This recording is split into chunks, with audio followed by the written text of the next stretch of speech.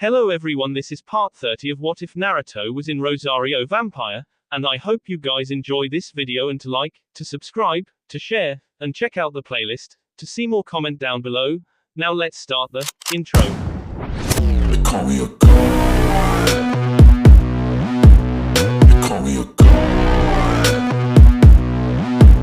They call me a god. Join my membership, the perks are great. It's in the description. Be sure to like and subscribe, it gives me more motivation. Enjoy. The three of them had stopped by a small muddy stream to get some water. As Naruto filled his canteen, he noted the ruined buildings that surrounded them. The stream was only about ankle deep, but a fair-sized town had sprung up on either side of it. A few of the simple were almost intact, except for the roofs and doors. Mostly there would be one or two walls and a pile of adobe bricks. You know, we've seen more burned out villages than we have people for the last 2 days, Naruto commented. Sasuke smirked. The army came through here on the way south. You saw what they did in Fire Country. We were just returning the favor. That was true, the burned out villages had started well north of the border. In fact, it was impossible to even tell where the border was based on the villages and towns. One empty ruin pretty much looked like any other. Very open-minded of you, Naruto said. I wonder if the people whom used to live here appreciated it. What the hell do you care? Sasuke snapped. You don't seem to mind killing the civilians in our own village. Why should you care about the enemy civilians? I don't care, Naruto replied as he screwed on the lid to his canteen. I was just noticing that you can't tell the difference between our actions and theirs. War is war, Naruto, Jiraiya said. This is the second war one have fought in, and it's always the same. No matter where, no matter when, it's always the weak who suffer the worst. And all for the sake of a man's ambitions. Whose ambitions? Naruto asked curiously. Orochimaru's. The Kazekage's. The Hokage's. What does it matter anymore? Jiraiya replied wearily. To all the people who used to live in all these villages, what does it matter? They don't matter, Sasuke said firmly. You do what you have to do to destroy the enemy. And if some innocents get in the way, he shrugged. It's just part of the price. Oh, I agree with you there, Naruto said cheerfully. I'll gladly pay any price for revenge. Jiraiya looked at him a little worriedly. You mean for victory, don't you? Naruto gave him a cold smile. Isn't it really all the same? Call it victory or call it revenge, it all looks the same in the end, doesn't it? He waved at the ruins. Jiraiya found that answer and attitude troubling. XXXXXXXXXX. They arrived an hour after sunset. Camp Hiashi was little more than miles and miles of open space filled with tents.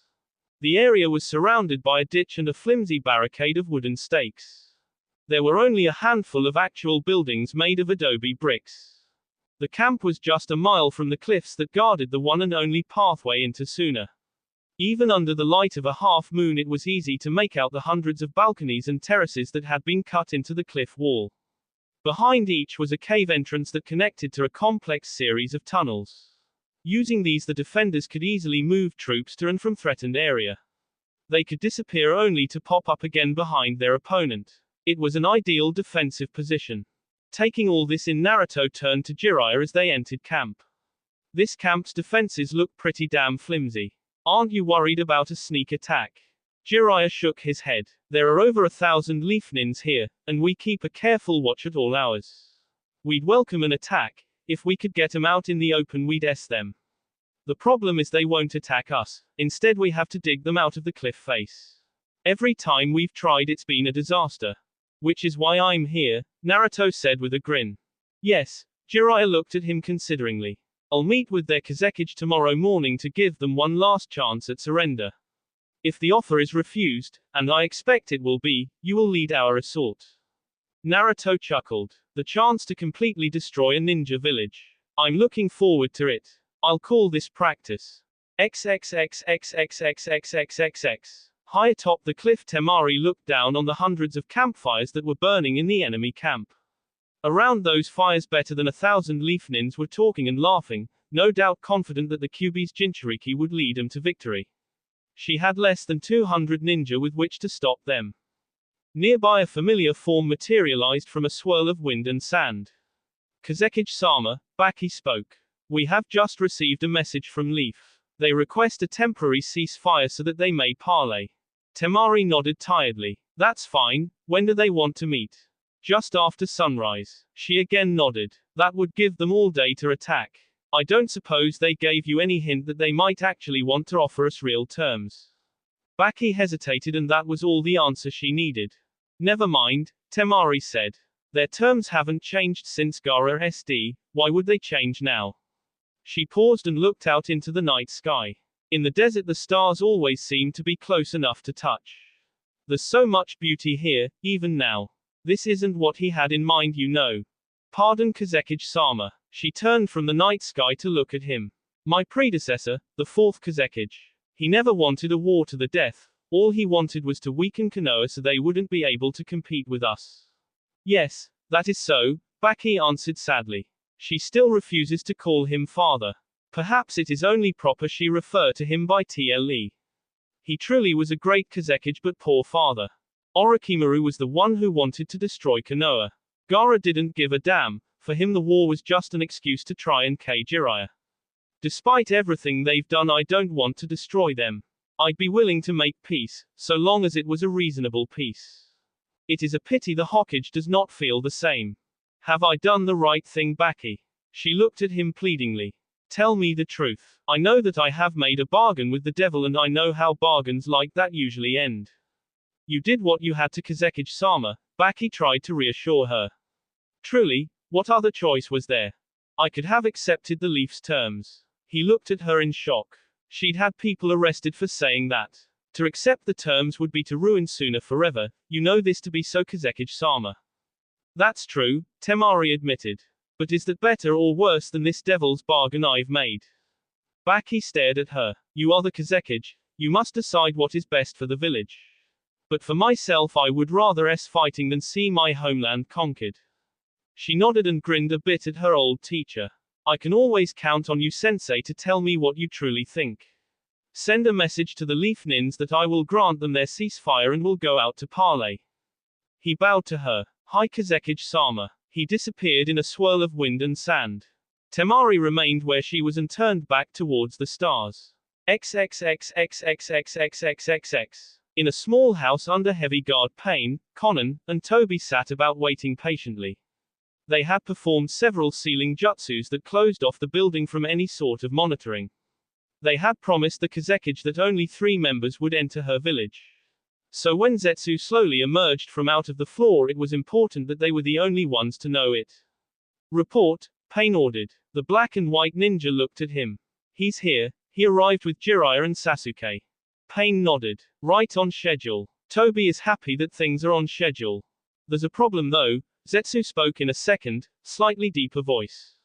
It seems as though the Kazekage is having second thoughts about our agreement. Oh no. Toby doesn't like that at all. Does she intend to betray us? Conan asked. Who knows? Zetsu replied in his first voice. She didn't come right out and say she would. She just seems to have doubts. It does not matter, Pain said firmly. Whether she means to break our agreement or not, the plan can simply be adjusted. All that matters is that we achieve our goal of capturing the 9 tails. What sort of adjustment do you have in mind? Conan asked. Nothing of importance, Pain answered. We shall simply. As they listened, he adjusted the plan accordingly. XXXXXXXXXX. The desert was a land of extremes with bitterly cold nights followed by scorching days. The sun had come up and the day was already growing hot. Konoha's ninja had eaten and come out of their camp and formed ranks. They all knew what was coming. Every eye drifted to where Jiraiya and Naruto stood. So what happens if they actually agree to the terms? Naruto asked curiously. Then we'll end the war and make arrangements to ensure the terms are carried out. Then I wouldn't get to fight. Naruto sounded disappointed. Jiraiya looked at him. I've seen a lot more war than you have. Believe me, ending it without any further fighting would be a good thing. For you maybe, Naruto muttered. Personally, I want to see just how much damage I can do. I wouldn't worry about it, Jiraiya said. I'm sure you'll get your chance. Like I said, I don't expect him to accept. With that, Jiraiya lifted a pole with a white flag attached to it. Alone he slowly began walking out in the empty ground ahead of him. XXXXXXXXXX. From the cliff a single figure also began to slowly advance while holding a flag of truce. As Temari walked out she saw that it was Jiraiya who was going to meet her. It would have to be that bastard, wouldn't it? She'd faced him many times and witnessed most of the battles he'd had against her brother. No other enemy ninja did she respect even half as much. He'd been the only one to ever defeat her brother in battle, that alone put him in a class by himself. But no matter how much she respected him she still hated his guts. His defeats of Gaara had pushed him further and further into madness and paranoia. That first defeat had sent Gaara running and kept her village from ending the war in a single stroke. In so many ways it was Jiraiya who was responsible for the continuation of this war. Deep down she knew it was stupid to blame Jiraiya. After all, he'd only done what every ninja on either side had done, fought to the best of his ability. The truth was that if any single person was to blame for the continuation of the war it had to be Hiashi, with his insistence on his harsh terms and his refusal to negotiate. As she continued to walk towards the parley her outward appearance was calm but her mind was anything but. This parley was the absolute last, chance to stop things before the Kyuubi and Akatsuki became involved. She kept coming back to the same question: was it better to suffer certain defeat and disgrace now or risk far worse someday in the future? She had no illusions that Akatsuki were or could be friends. They were criminals without honor or decency. They had acquired the power of 8 of the 9 Biju, and were here now only because the last Biju was as well. She had no idea what they intended to do with the Biju they had collected, but it could not be for anything she would want. How could she deliberately help them? The men who had killed both her brothers. But to refuse their help, to accept the terms and make peace. Wouldn't that be a betrayal too? Her duty as Kazekage was to do whatever was best for the village. If she could prevent her village's defeat and humiliation, didn't she owe it not only to the ninja but to the common villagers to do just that? If she accepted the terms, Suna would be occupied and forced to become Konoha's willing servant. They would never again be a great village. How could she allow that to happen if she had the power to prevent it? What should she do? As she opened her mouth to greet Jiraiya she had still not decided. XXXXXXXXXX. Jiraiya was about to greet her when the ground at her feet sped open. A ninja dressed all in black leapt out. His hand transformed into a blade and before anything could be done it SD into Temari's belly.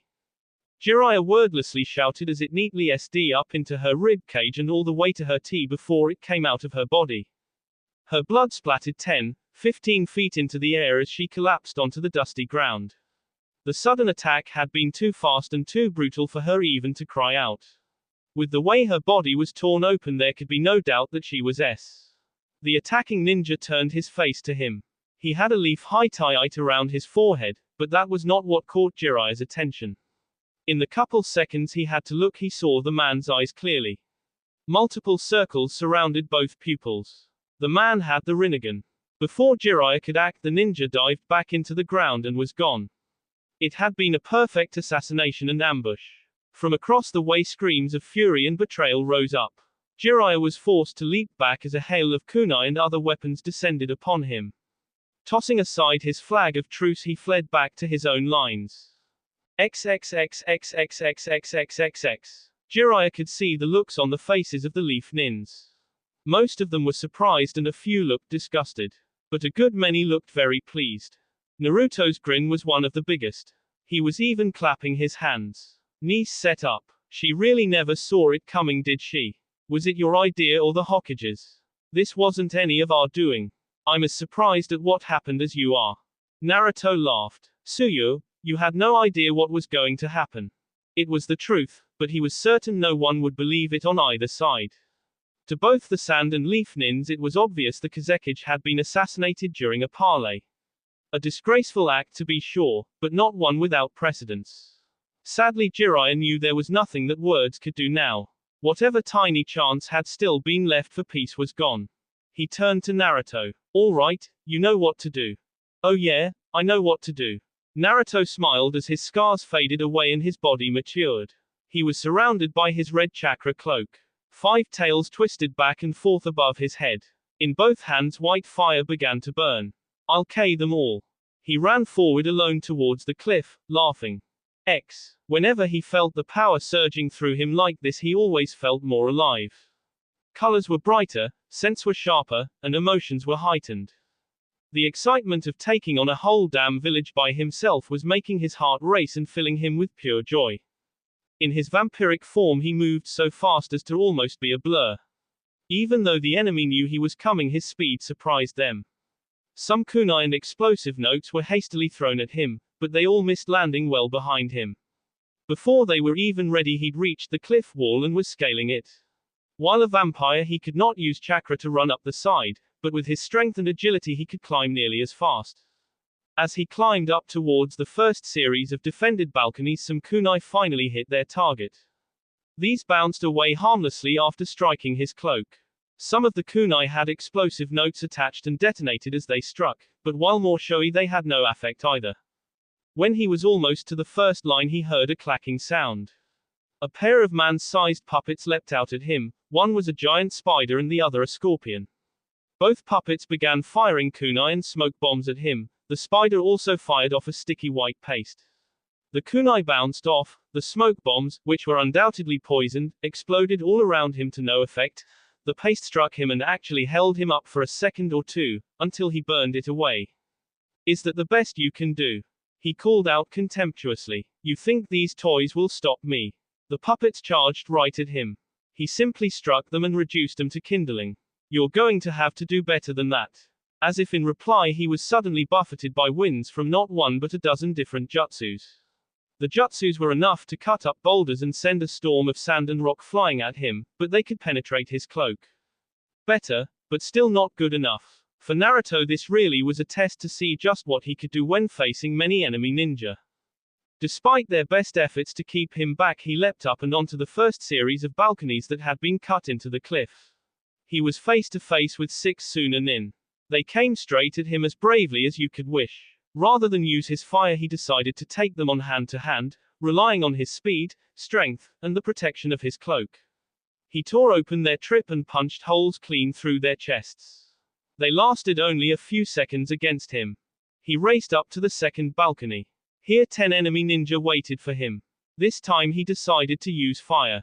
He sent a wall of white flame out at them. A couple of them tried to duck behind some stone while the others tried to leap away. It didn't save any of them. After another handful of seconds, he was headed for the third line.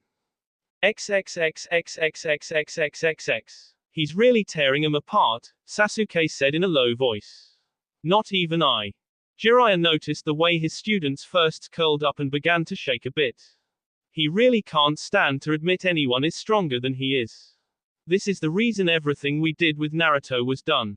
All of it was aimed towards this day. Sasuke looked at him. And what happens after today? What do you mean? He is a ninja of the Leaf and clan head of the Namikas. After today he will continue to serve the village. By king civilians and putting everyone in fear of him. Sasuke asked plainly. I'm sure things will improve with time. Even to his own ears, Jiraiya thought that sounded weak. Sasuke smirked. Right, I'm sure if Gaara had lived he'd have improved too. Gaara was insane, Jiraiya reminded him. And Naruto's a symbol of good mental health. Sasuke snapped. He goes around burning people alive if they look at him the wrong way. How exactly is that different from what Gaara used to do? Naruto has his reasons, Jiraiya said sadly. He wondered yet again how different things might have been if he had only stayed. I'm sure with time things will get better. They'd be better if he were gone. Sasuke said carefully. If something were to happen. Don't say it, Sasuke. Jiraiya cut him off sharply. Whatever else he may be, Naruto is a fellow Leaf ninja. Don't say something that would force me to arrest you. HN. Sasuke looked away. Jiraiya looked back to where Naruto was still seeing the enemy. XXXXXXXXXX. By the time he'd reached the fifth line, the balcony was empty. The Sunanins had fled into the tunnels carved into the cliff. He stood in front of one of the tunnel entrances and laughed. They're like a bunch of rabbits running into their burrows to get away from a hungry fox. There were undoubtedly traps and ambushes set up within those tunnels. No doubt they were waiting for him to come in after them. Too bad for them, I don't need to. Time to flush out the rabbits. He held out both hands and began pouring an endless stream of fire down into the tunnels. Soon screams began to echo along the cliffside and fire began to exit from other tunnel entrances. He was filling up their entire tunnel system with fire. It was too much, and soon the remaining survivors began to race out of the tunnels. It was over, they no longer had the will to try and face him. The pitiful remains of the army of Suna began to flee back towards their village. Naruto finally cut off the fire and got set to give chase. From behind he heard a massive shout. Looking back he could see 1,000 leaf nins charging across the empty field. Of course, he thought with annoyance. Now that I've completely broken them, they want to deliver the death blow. But I'll still be the first one into Suna. XXXXXXXXXX. Naruto did indeed get the honor of being the first leaf nin to enter Suna. He got a wonderful view of it from the tip of the cliff. The village was not as large as Konoha, and since everything was made of the same brown bricks it was not as pleasing to the eye. But it was his to play with now. The whole damn village was his. Those very same cliffs that had protected Suna up until now also meant there was nowhere they could run to, they were all trapped. He leapt down and began setting various buildings on fire, delighting in his power and in the sight of all those lovely flames. Soon the rest of the leaf ninja began to pour in, they were no merciful. After 4 long bitter years of war they wanted to see Suna burn even more than he did. Naruto raced forward and headed toward the largest building in sight, the Tower of Wind. He wanted to be the one to destroy it. Since entering the village itself he hadn't had to do any more fighting. Everyone was running or trying to hide. He leapt across the rooftops heading for the tower.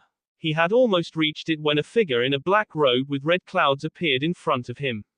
The figure was also wearing an orange mask. Naruto came to an abrupt halt and faced his new opponent. Uchiha Madara, I presume, or are you pretending to be Toby right now? Interesting, I had thought my identity secure. He slowly removed his orange mask. The dark-haired man had red eyes already filled with the Mangekyo Sharingan. How did you know?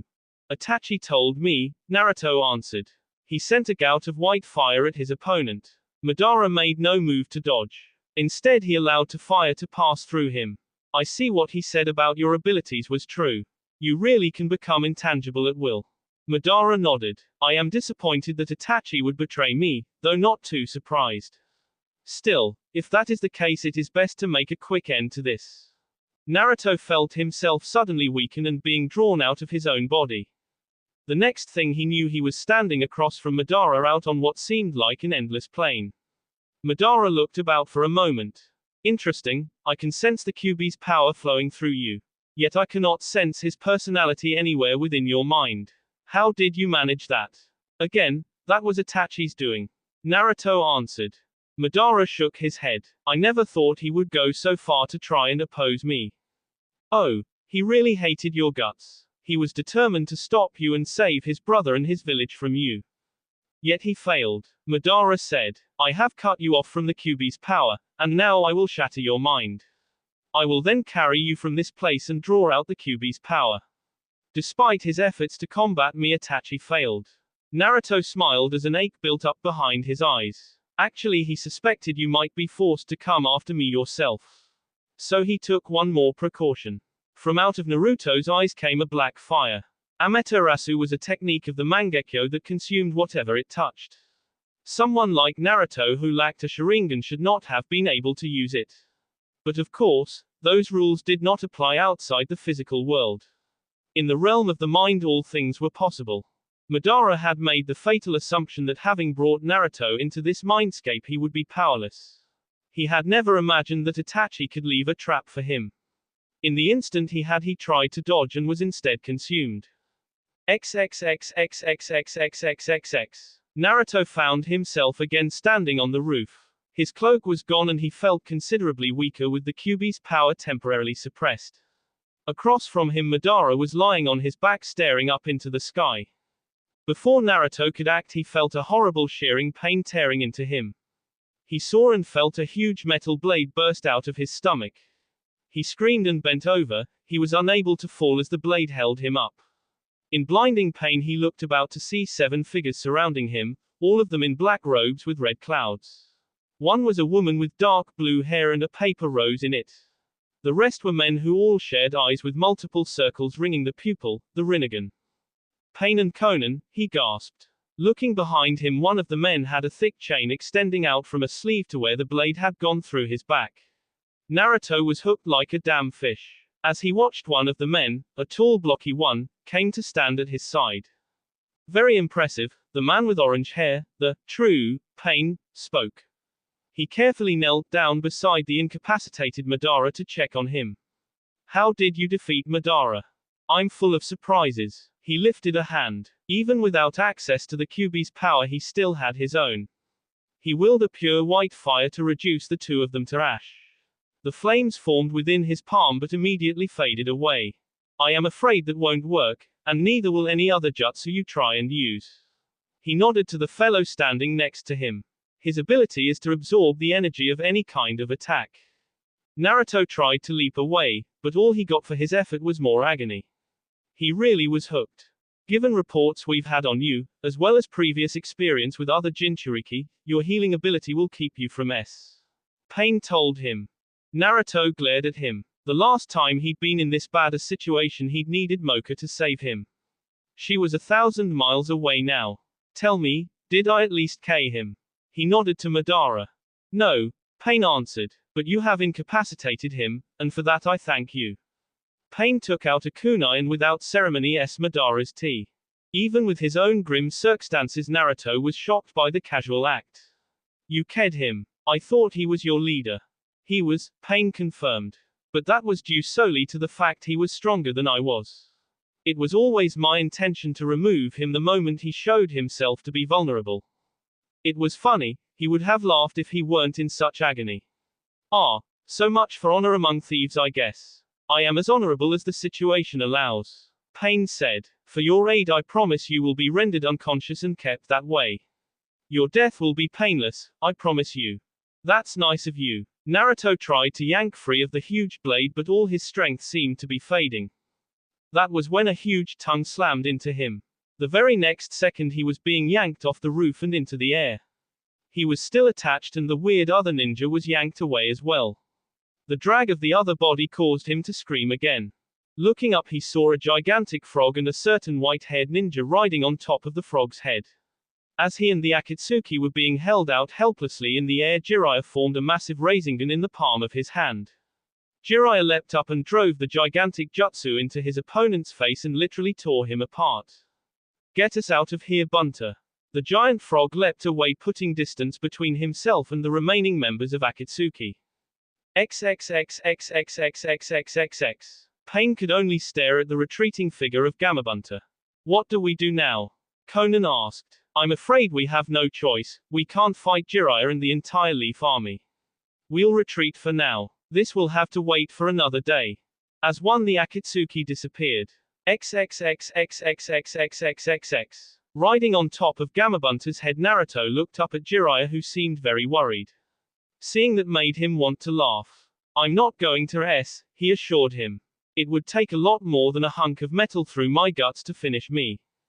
Jiraiya slowly nodded. I'm taking you to the medic nins. They'll take that blade out of you and help heal you. Naruto continued to stare up at him. Why? He asked. Huh, what do you mean? Why are you trying to save me? I've won the damn war for you. I've fulfilled my purpose. If you're worried about the Akatsuki getting the Kyuubi's power, then you should just K me now. You'll never have a better chance. Jiraiya looked at him sickened. Naruto, you're my godson, the only son of someone who I loved. I would never try to K you.